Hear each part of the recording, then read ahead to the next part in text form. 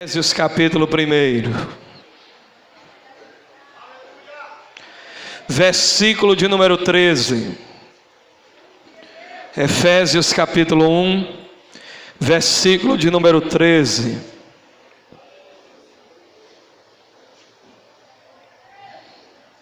Glória a Deus.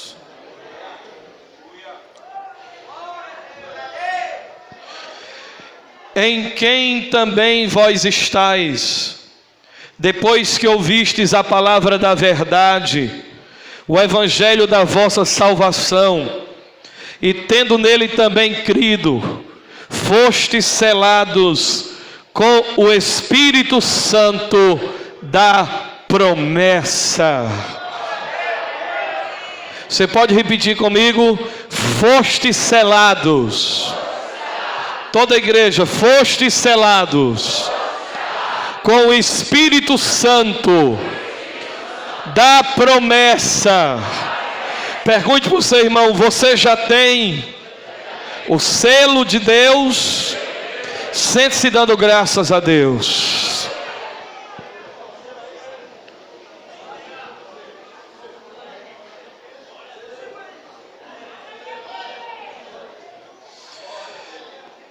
Senhoras e senhores, irmãos e irmãs, sejam sinceros. Na minha opinião e na minha experiência cristã, eu posso falar altissonantemente com convicção de que terei da parte de todos vós a mesma percepção a respeito do que estou preambulando a dizer-lhes. Que não existe na terra, não existe em nenhum ambiente, ambiência ou dimensão, em nenhum âmbito de ordem social, seja ela do entretenimento, da diversão, do esporte, das instituições, da educação, do que diz respeito à desenvoltura do saber, não existe nada que se compare à experiência de encontrar-se com Jesus Cristo de Nazaré e receber a salvação da alma. Vocês estão de acordo comigo? Isso é verdade? Não existe nada que se compare a termos um encontro com Jesus e recebermos a salvação da nossa alma.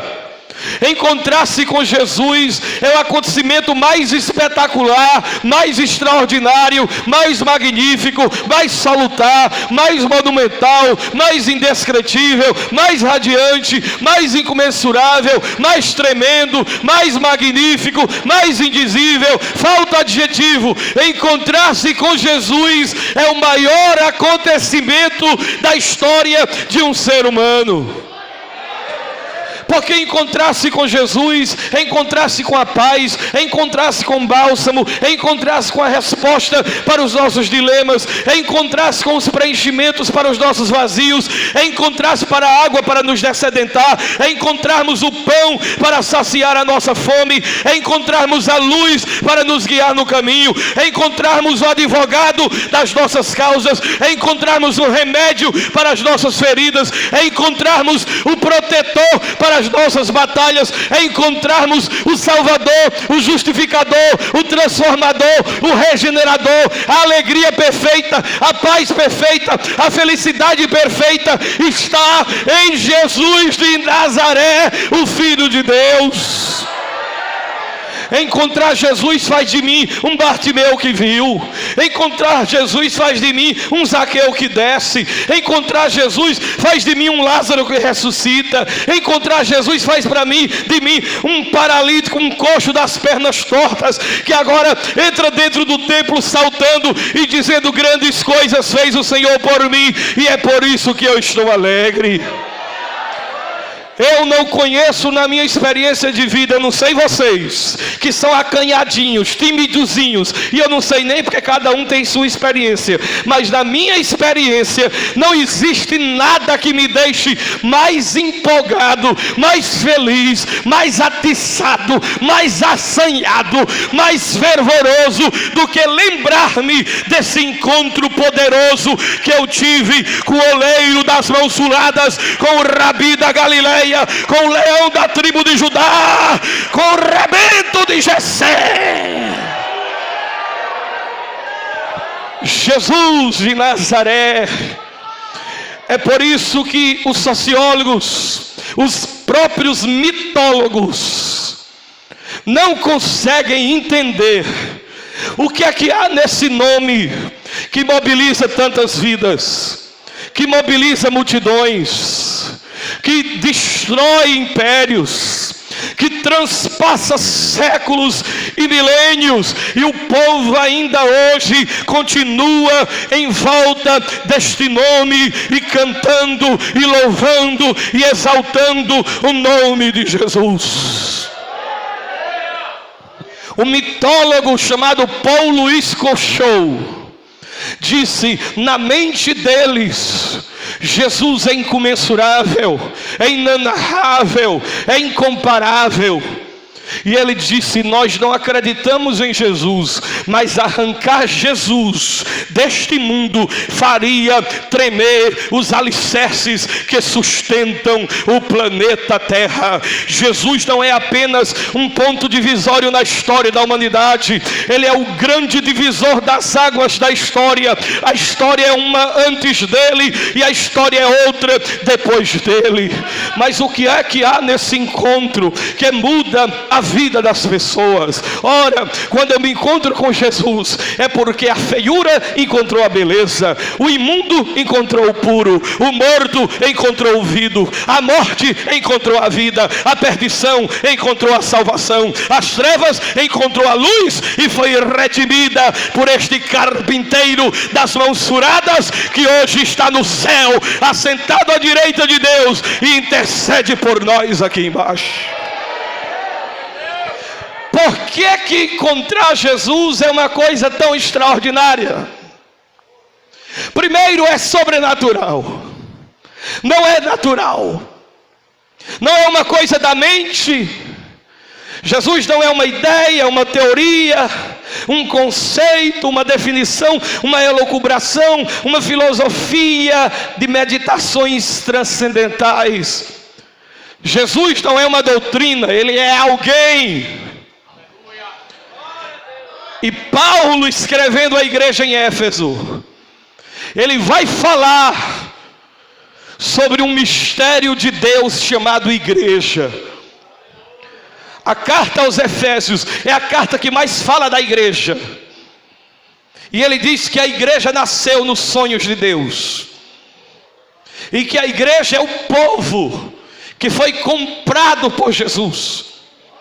Deus sonhou com ela antes da fundação do mundo, e o Pai estabeleceu o propósito, e o Filho executa o propósito do Pai, e o Espírito Santo, ele aplica as verdades conquistadas por Jesus no homem interior da igreja.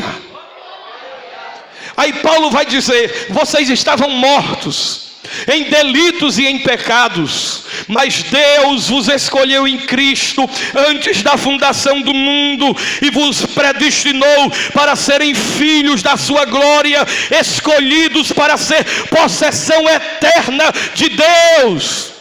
E ele nos deu vida, estando nós mortos em delitos e em pecados. Não foi uma ação humana, não foi uma iniciativa humana, foi uma iniciativa divina. O homem não era alguém que estava ferido pelo pecado, chagado pelo pecado, tocado pelo pecado. Não, o homem estava em cima da mesa de necrotério, em cima da pedra, morto em delitos e em pecados. E Jesus chegou lá e disse: ei Lázaro, ei Francisco, ei José, ei Honorato, ei Antônio, levanta-te e sai para fora. E abriu o chuveiro da graça e apagou os teus pecados, lavou-te no sangue do Cordeiro, escreveu o teu nome no livro da vida e te encheu do Espírito Santo.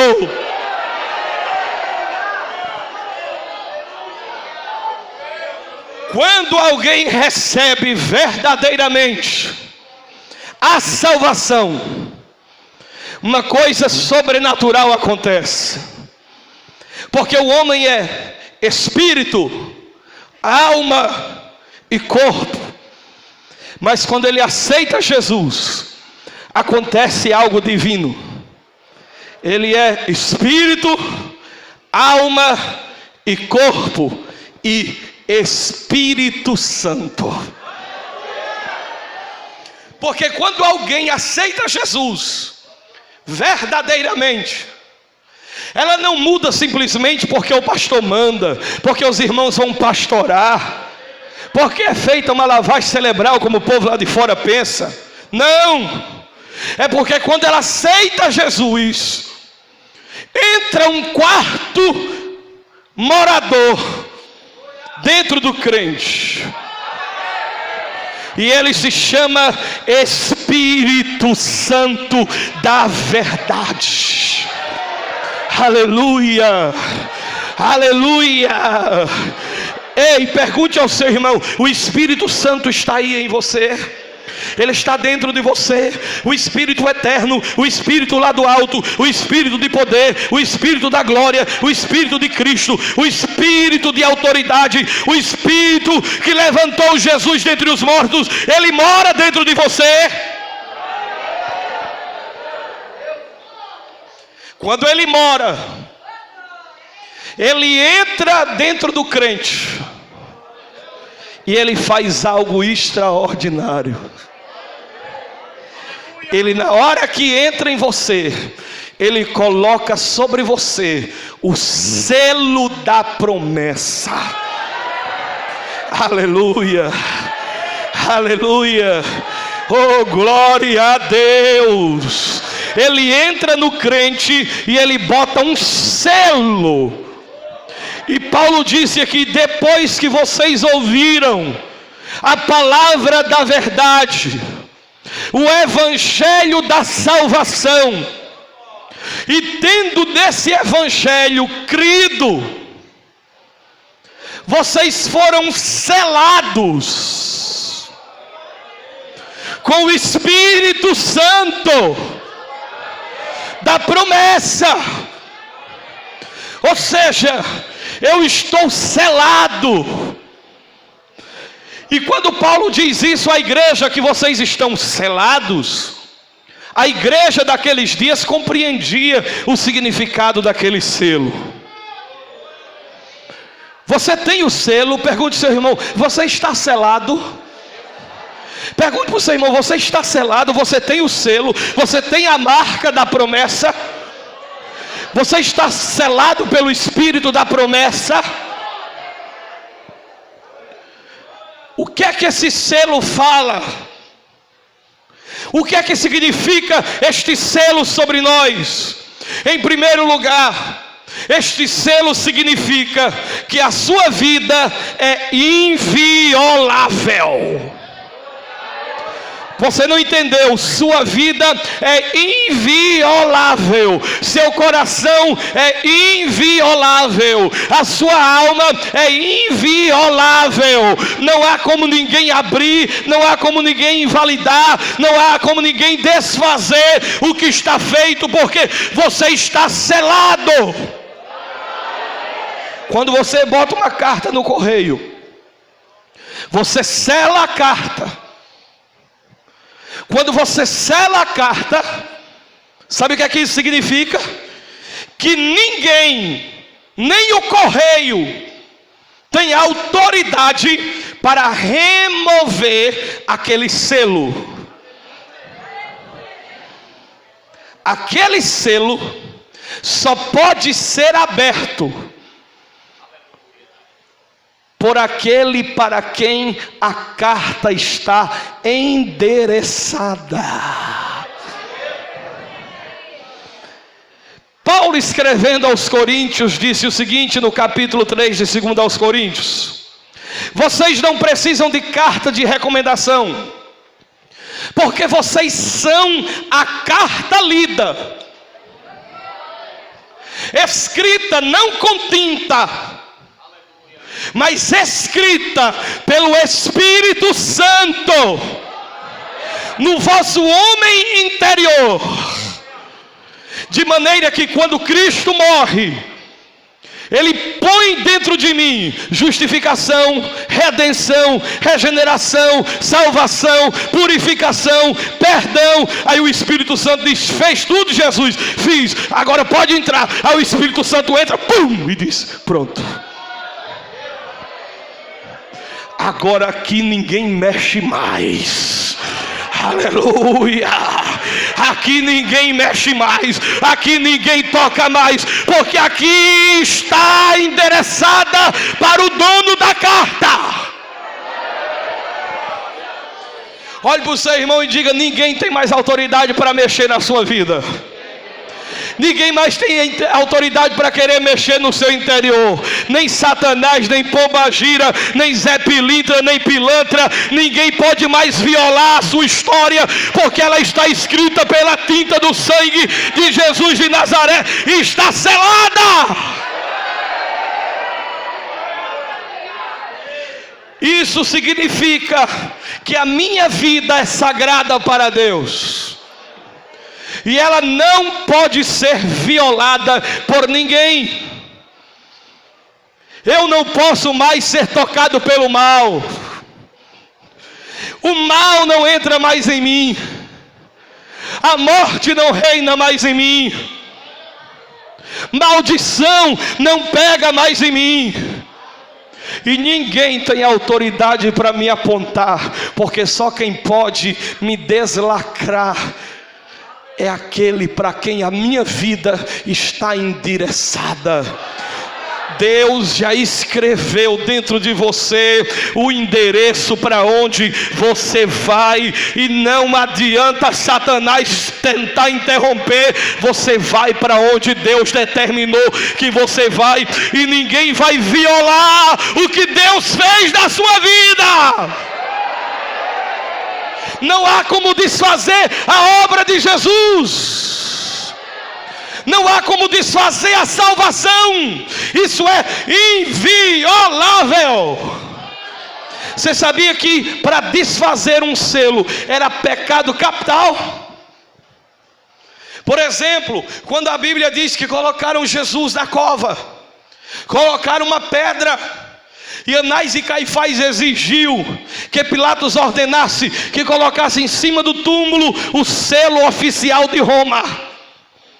E aquele selo, se fosse tirado por alguém, esse alguém seria condenado à morte. Mas quando Jesus ressuscitou, ele não quis saber daquele selo. O túmulo foi violado pelo poder da ressurreição de Jesus de Nazaré, e foi removido o selo romano. Agora, quando Cristo coloca o selo do Espírito da promessa, olha só, o selo do Espírito da promessa, ele coloca aquilo, e sabe o que aqui significa? Que o que Deus colocou dentro de mim, não tem ninguém que possa desfazer, porque o Deus que prometeu, ele não pode mentir, e todas quantas promessas de Deus existem, Deus diz: amém, amém, amém, vai se cumprir, vai se cumprir.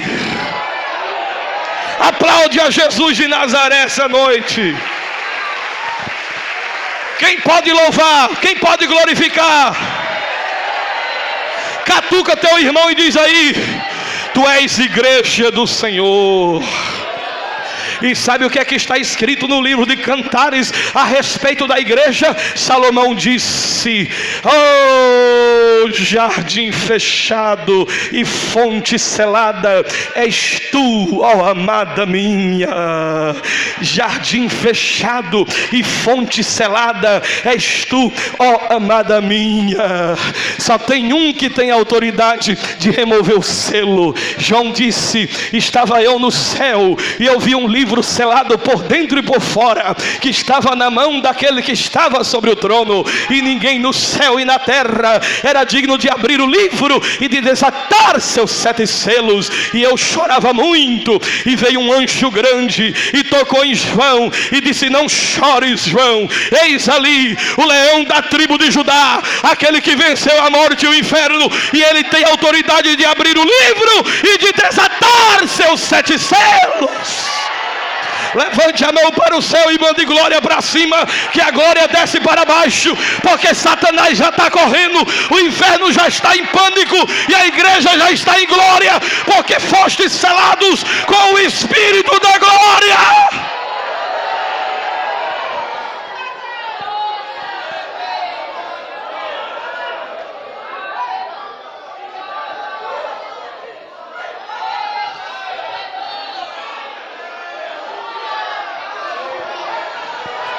Olha os selados aí.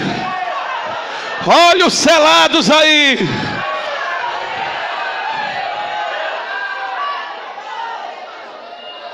A segunda coisa, o selo também significa propriedade. Diga, o selo significa propriedade. Porque lá em Éfeso havia uma grande indústria de madeira. E os madeireiros vinham nos navios. Eles compravam madeiras, ancoravam no cais. E tinham que voltar depois para buscar as madeiras. Mas para que as madeiras não fossem trocadas, levadas por outro, eles colocavam a marca deles na madeira. Se alguém chegasse e dissesse, olha, eu vou pegar essa madeira e vou levar para mim. Aí eu olhava e tinha um selo. Não, não pode não, porque tem um selo aqui de propriedade de alguém.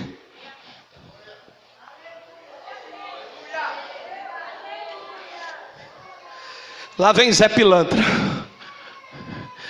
Quando vai chamar você para beber cachaça, ele olha e diz, isso aí não dá mais não. Porque esse aí tem dono. Lá vem Maria Mulambo, crente, vamos para... Ah, não dá não, esse aí não dá mais não. Por quê? Porque ele tem a marca do proprietário. Aleluia, aleluia, aleluia. Eu vi o testemunho de uma macumbeira que se converteu porque o Espírito pediu a ela para fazer um trabalho de bruxaria. Ela foi no cemitério, pagou ao coveiro para abrir uma cova, para tirar um corpo, abrir, remover as vísceras para dar aquele espírito. Quando o Espírito pediu, ela foi para o cemitério, chegou lá. Quando abriram a cova, que ela foi pegar o objeto cortante para abrir o corpo, era o corpo de uma mulher. E na hora que ela pegou o bisturi, o Espírito gritou, aí não!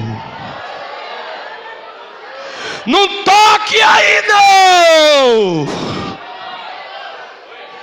E aquela ex-macumbeira disse, por quê? Porque esta mulher aí era esposa de pastor. E ela não nos pertence. Ela não faz parte do grupo que a gente pode tocar. Ela pertence àquele que mora lá em cima. Aleluia. Ei, quando tu passa na rua de Cascavel, o diabo sabe que ali está passando propriedade exclusiva de Jeová na terra.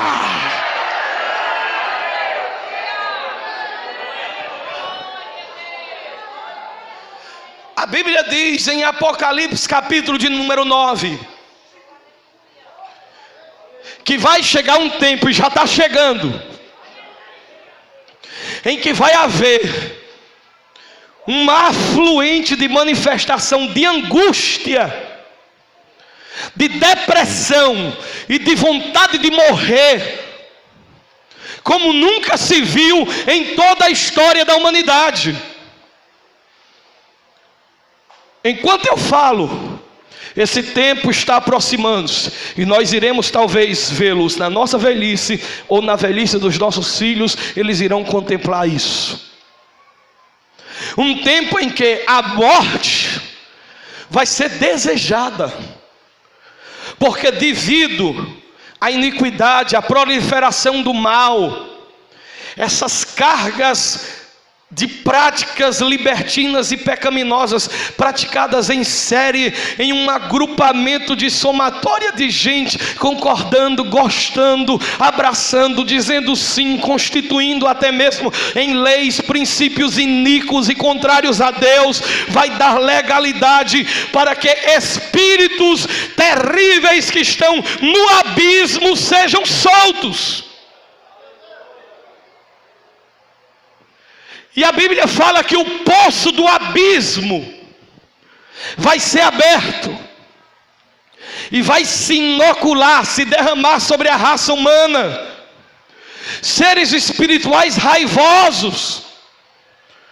E a Bíblia diz que eles ferroam os homens. Eles não matam.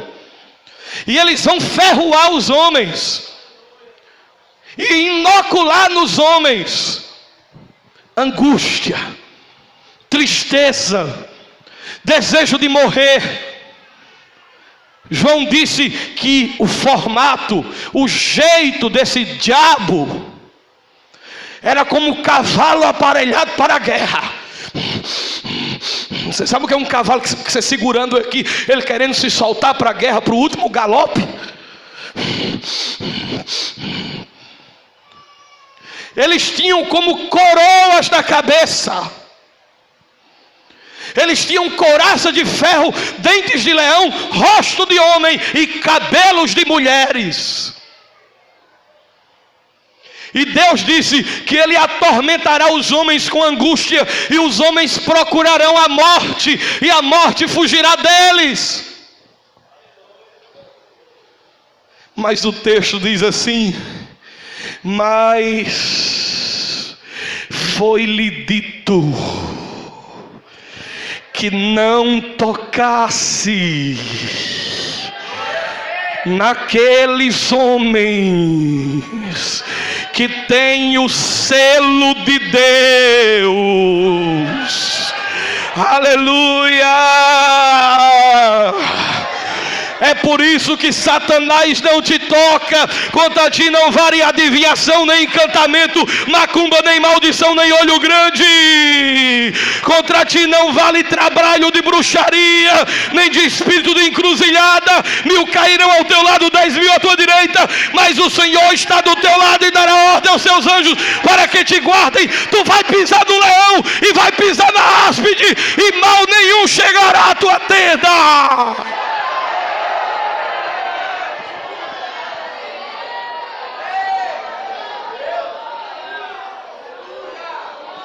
Diz aí para o teu irmão: eu tenho dono.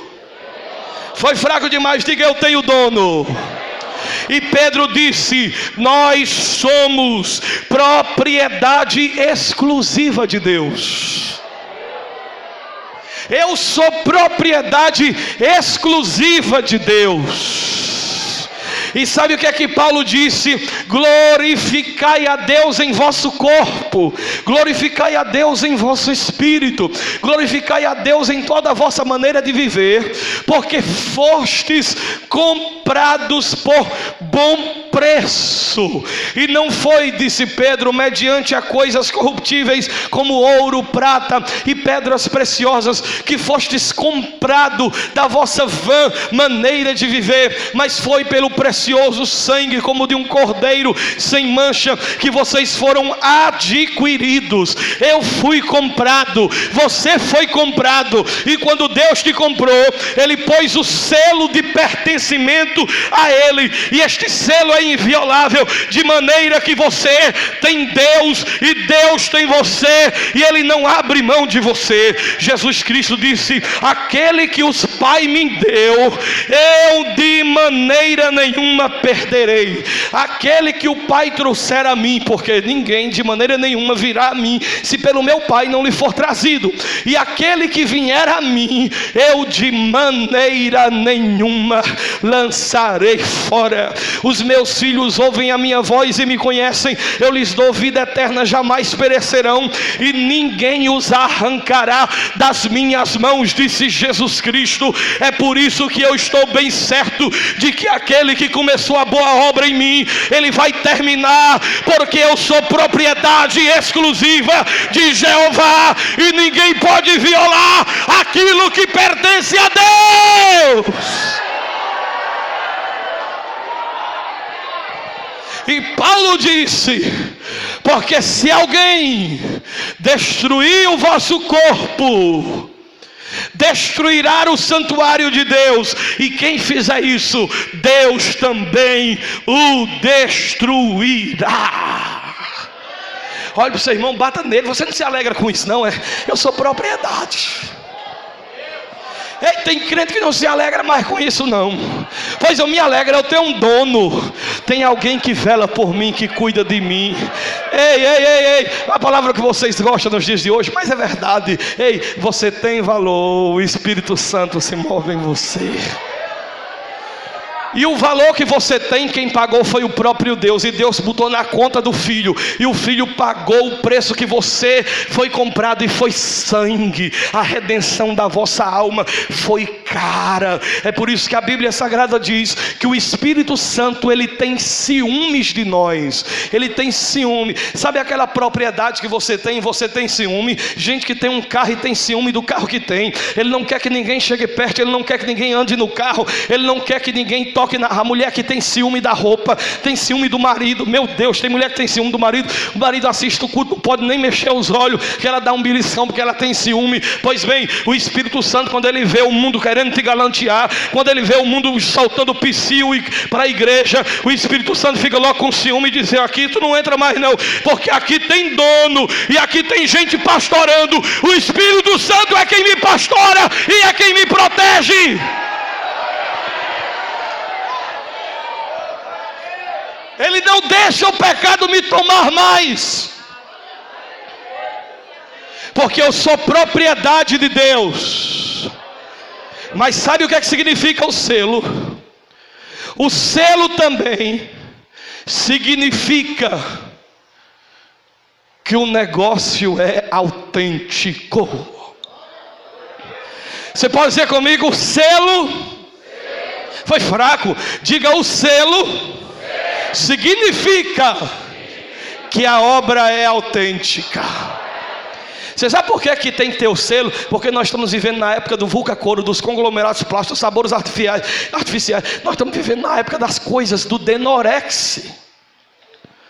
Meu avô dizia: meu filho, nem tudo que reluz é ouro e nem tudo que balança cai. E minha mãe dizia: cuidado, cara bonito não dá comida a canário.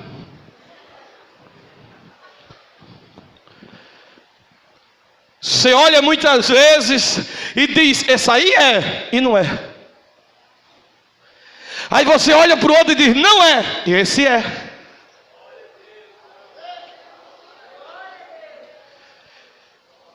De maneira que não existe cristianismo verdadeiro sem a presença do Espírito Santo. Não existe. Se o Espírito Santo não está, a obra não é autêntica. Porque tem gente na feira comprando um sapato Nike, não é Nike, é Nick. Eu comprei um Reebok. Ai, vai ser Reebok mesmo. Eu comprei uma Philips, vai ver que é uma Philips.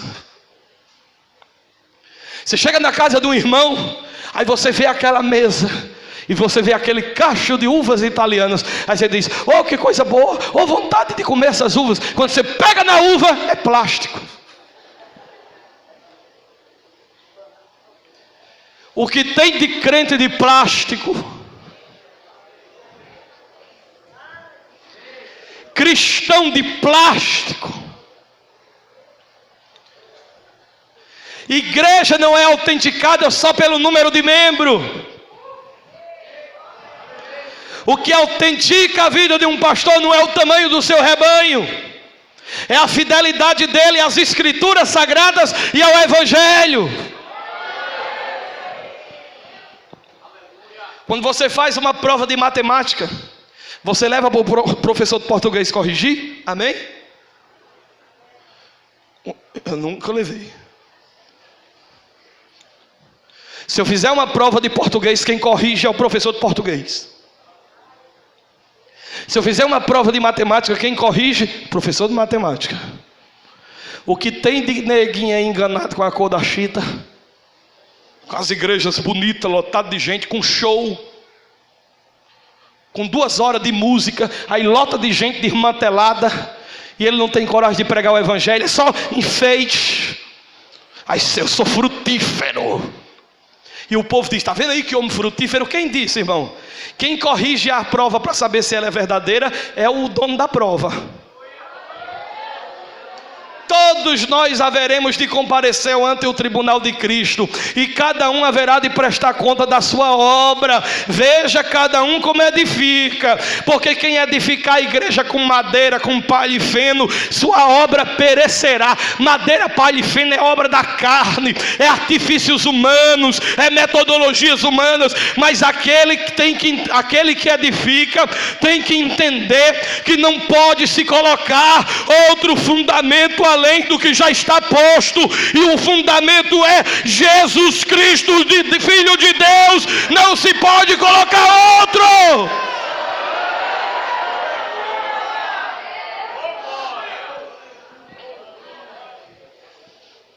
E como é que se autentica uma coisa? Pondo selo. Rapaz, essa carta que eu recebi, o que tem, irmãos, hoje em dia de golpe. Olha para o irmão, de cuidado com o golpe. Chega a mensagem no seu celular: você está devendo no SPC. Aí você vai ver o que foi. Aí diz: você comprou uma baladeira, uma espingarda. Você diz: isso é mentira, cadê o selo? Não tem selo. Quando você vai no supermercado fazer uma compra, você vai ver que o verdadeiro alimento tem que ter o quê? O selo. Selo de qualidade. E o selo do Inmetro. Se não tiver o selo, pode ser pirata, falsificado. Pergunta para o teu irmão baixinho: tu tem o selo ou tu é Paraguai?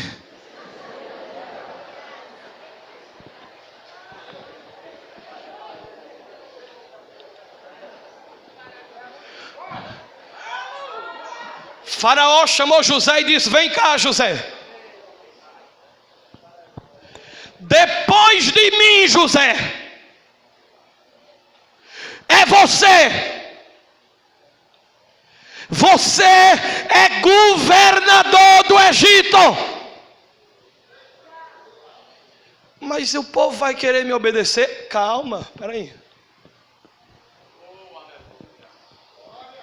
E a Bíblia diz: Faraó tirou o seu anel,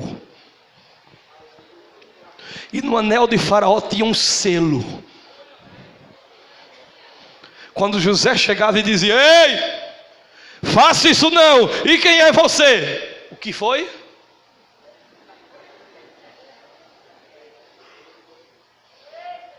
Quando os cabas viam o anel de Faraó no dedo de José: sim, senhor, sim, senhor, sim, senhor, agora mesmo.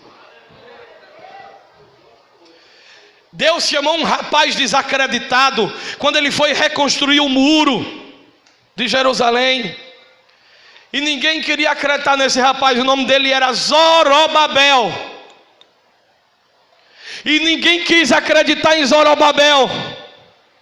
Aí o profeta foi usado e disse: não temas, Zorobabel, porque tu és o meu anel de selar.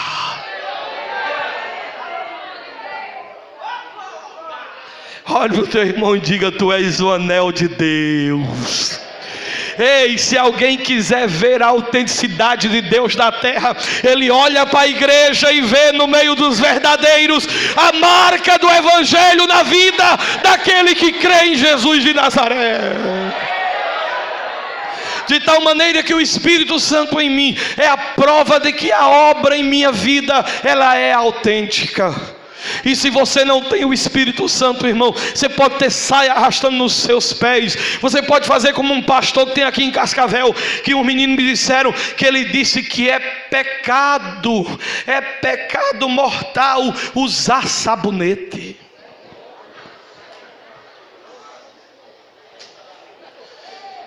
E eu perguntei, como é ele? Pastor, fede ele, fede a mulher, fede os filhos. E eu fiquei logo imaginando um homem desse fazendo amor com a mulher. E meu Deus do céu, eu acho que é um verdadeiro lixão.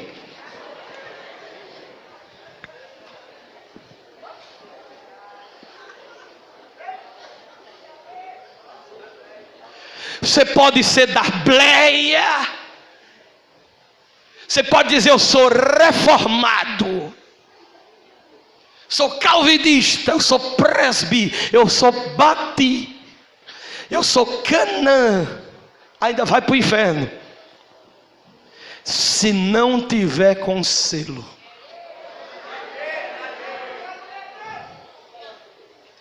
Não é o que você faz que autentica a obra, é o que Jesus fez, é a obra de Cristo. E se o Espírito veio morar em mim, Ele me sela. E o mundo espiritual sabe que eu sou verdadeiramente de Cristo.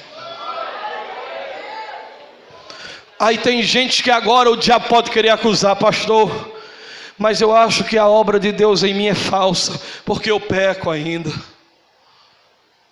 porque eu ainda sou fraco, porque ainda cometo erros impensados, porque ainda eu faço coisas que me envergonham e podem envergonhar pessoas que estão ao meu lado. Meu irmão,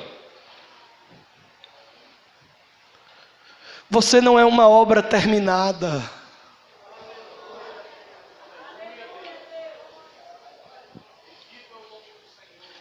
Ele coloca o selo para dizer que a obra está confirmada e realmente vai acontecer. Já começou. Mas a obra está em andamento. Diga para o seu irmão, desculpe os transtornos. Eu estou em obras, mas a Bíblia diz que nós somos transformados. Olha, é um ato contínuo. Somos transformados de glória em glória, a imagem de Cristo no nosso homem interior.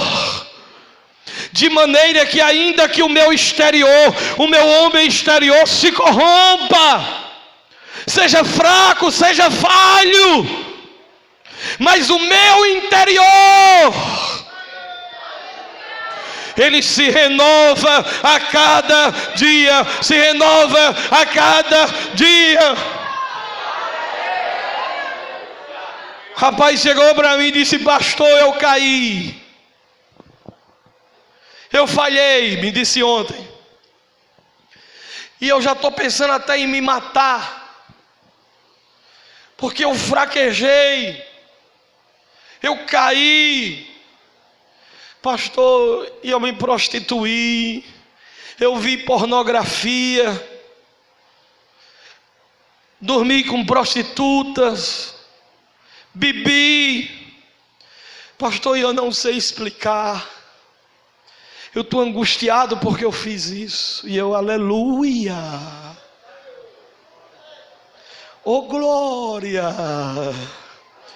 Pastor, eu fui sem vergonha, mas eu estou arrebentado porque eu fiz, eu glória.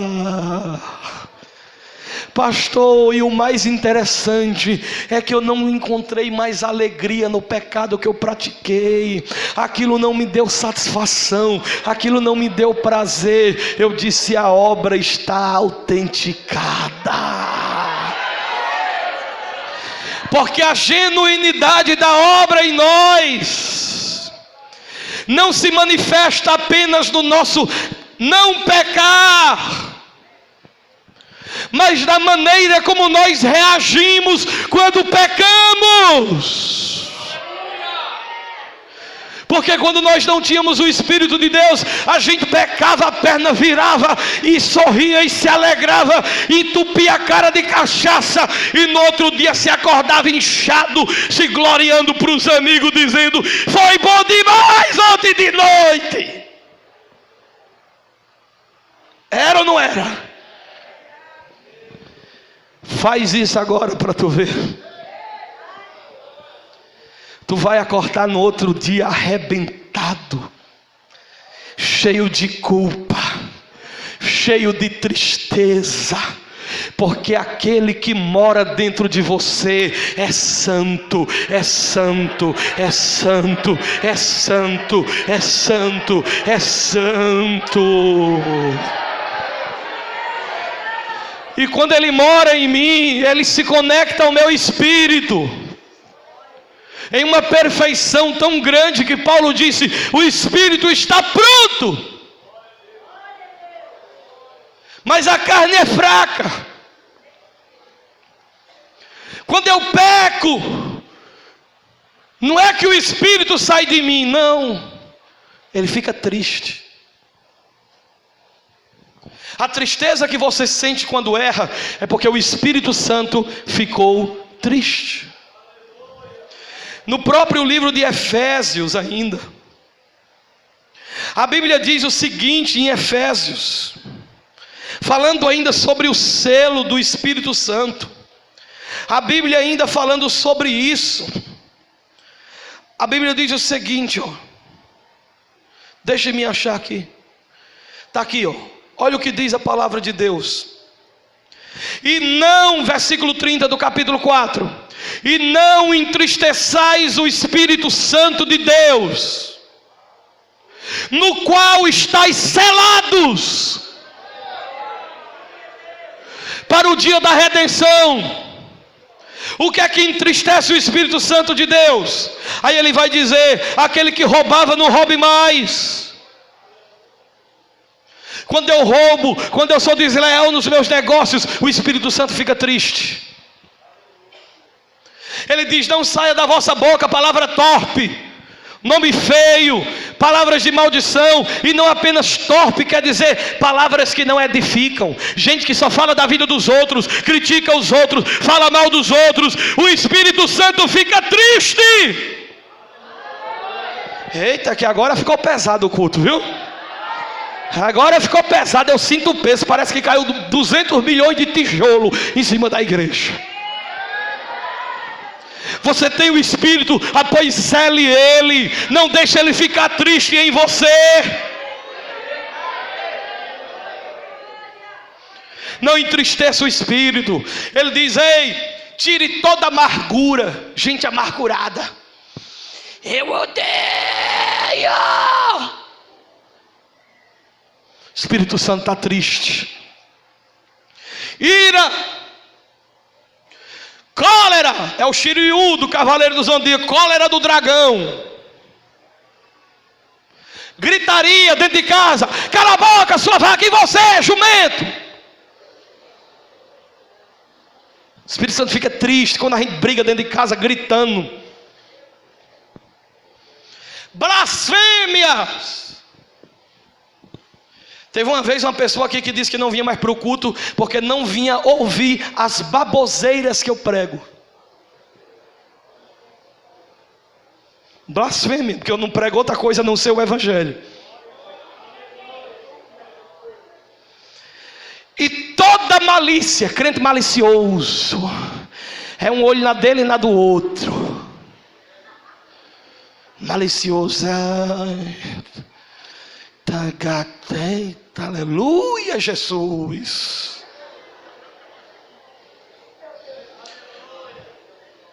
Ele diz que toda malícia seja tirada entre vós.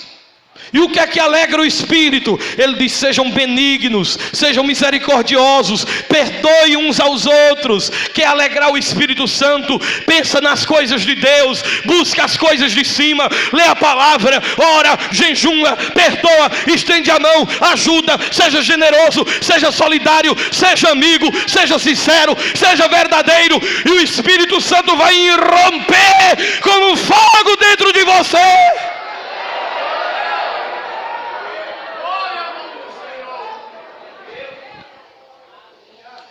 Cadê o irmão fulano de tal? E você diz: eu não sei por que eu não estou com vontade de ler mais a Bíblia, eu não tenho vontade de orar. Ora, eu vou te dizer agora, porque o Espírito está triste. Imagine que aqui é a minha casa, e o dono da casa que alugou diz: olha, o senhor só pode andar dali para cá, dá para cá o senhor não passe não. Tem gente que é assim: Deus, olha, aqui, agora aqui não. O Espírito fica triste. Ele quer espaço total. Aí o menino disse: eu pequei, pastor. Eu estou arrebentado por isso. Até em suicídio eu já pensei. Eu disse para ele: olha, tem duas pessoas que mostram teu pecado.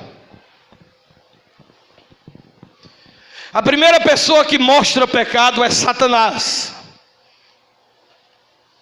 Satanás mostra pecado. E geralmente nós damos muito mais ouvido ao diabo quando pecamos do que ao Espírito. Mas o trabalho do Espírito Santo é convencer o homem do pecado. Como é que eu sei, pastor, se a voz que eu estou ouvindo é de Deus ou do diabo? Eu disse a ele: o diabo fala assim, ó: pecou, hein? Tu não presta. Você não vale nada. Tu já está sujo mesmo? Chuta o pau da barraca. Se desmantela logo de vez. Tu não presta não. Isso é o diabo. E o Espírito Santo diz: filho, pecou, não foi, filho? Mas o Pai te perdoa. Filho, confessa teu pecado para mim. Se arrepende. Deixa. O diabo sempre diz: não tem mais jeito. Mas o Espírito diz: errou, foi feio, foi ruim, mas tem jeito. O justo cairá até 7 vezes, mas se levantará, porque maior é o que está em você do que aquele que está no mundo. Aplauda Jesus de Nazaré, crente.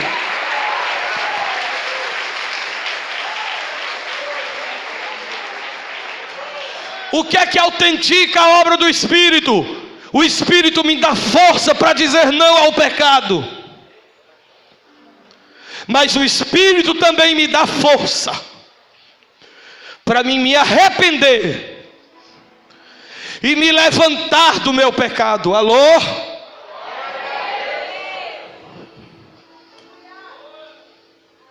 Cadê Daniel? Chegou? Bota aí um sal aí. Bora, Daniel. Rapaz, tem que chegar do jeito que eu estou aqui. O culto já começou faz tempo. Aí chega do jeito que vai começar o culto. Aleluia!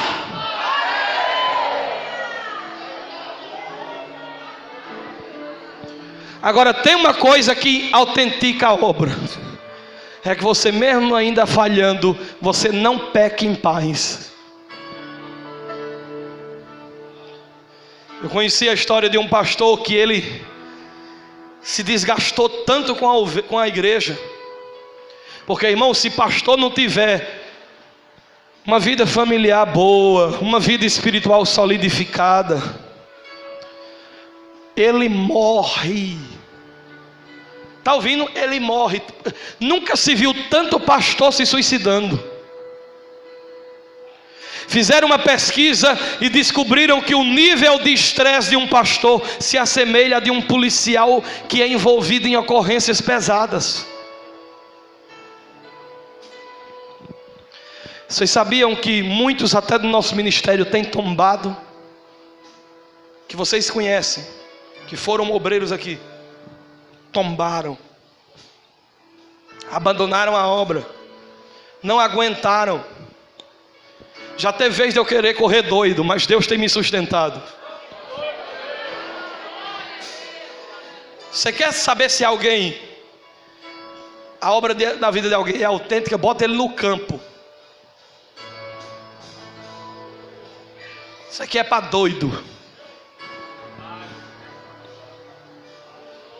Por isso, jovem, vai estudar, vai te formar, vai ganhar dinheiro, constituir família. Agora, se tu quiser isso aqui, Deus se lembra da tua alma, porque dura coisa tu pediste. E aquele pastor se desanimou e disse: olha, Senhor, hoje eu vou para o mundo, hoje eu vou naquela discoteca, eu vou dançar. O velho já com 54 anos, hoje eu vou arrebentar o som dos Beatles e dos Rolling Stones. Quando deu 10 da noite, ele foi em São Paulo isso. Entrou na boate. E pode ter certeza, o Espírito Santo estava ali com ele. Porque o Espírito Santo, irmão, ele é soberano, ele não paga ingresso para nada não. Jesus disse isso: o vento sopra aonde quer.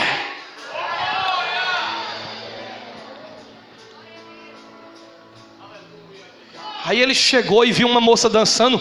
E quando ele chegou, a moça olhou para ele, ele olhou para a moça. E a moça regalou os olhos para ele, ele regalou os olhos para a moça. E o velho: eita, que eu não estou de jogar fora mesmo não. Olha aí, a gatinha de olho em mim.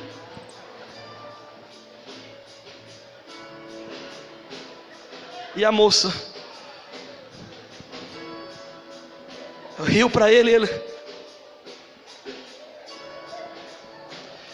disse: eu vou até lá. Quando chegou lá, a moça abraçou ele. E ele disse: vixe, já está se derretendo toda. A moça começou a chorar e ele estranhou. Aí a moça começou a dizer: Deus me ama demais. Eu nunca pensei que Deus me amasse tanto. E ele arregalando os olhos sem entender nada. Ele, pastor de uma igreja grande, e eu sei o que é isso, chegar no centro de Cascavel e ser apertado por alguém sem ser abraçado. O que é ser apertado sem ser abraçado? É alguém que você nunca viu chegar para você: e aí, pastor, tudo bem? E você tem que fingir que: tudo bom, como é que tá?